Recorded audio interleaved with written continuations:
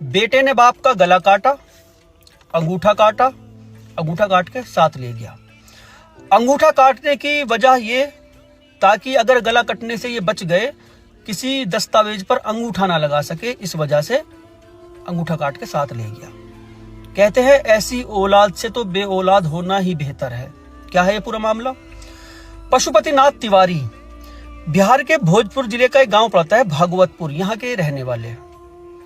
Jharkhand police में ये driver पद पर तैनात हैं। 60 साल इनकी उम्र है। अगले महीने जनवरी में ये रिटायर होने वाले थे। छुट्टी लेके गांव आए हुए थे। इनकी लाश सुबह को खून से लथपथ मिली। पुलिस ने छानबीन की। छानबीन में पता लगा कि ये जो अंगूठा काटने का मकसद है, ये अंगूठा कौन काट सकता है और अंगूठा काट के ले गया कौन हो सकता है। इनका बेटा है विशाल तिवारी, वो बाप से अलग रहता है। बाप बेटे की अनबन चलती रहती है प्रॉपर्टी को लेके। शराबी कबाबी बंदा है, उठपैठ गलत लोगों की संगत में रहता है। पिताजी समझाते हैं, इसी बात को लेकर इसकी लड़ाई रहती है पिताजी से। उस बेटे की लोकेशन जब देखी गई, लोकेशन से पता लगा कि रात के 1:30 बजे उसकी लोकेशन इसी गांव में थी। रात को 1:30 बजे वो क्या करने के लिए आया।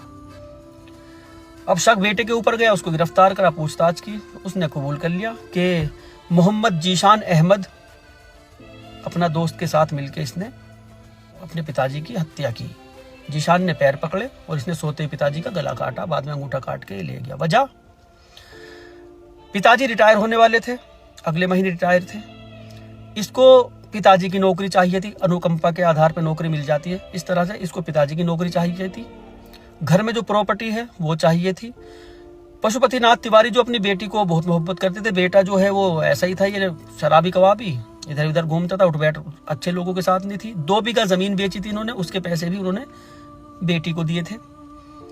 बेटे और बाप की हमेशा लड़ाइयाँ रहती थी। बेटा अलग रहता था, बाप अलग रहता था।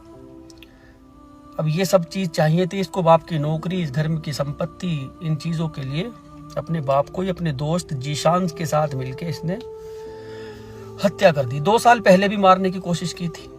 वो एक्सीडेंट किया था इसने, लेकिन उसमें ये बच गए थे।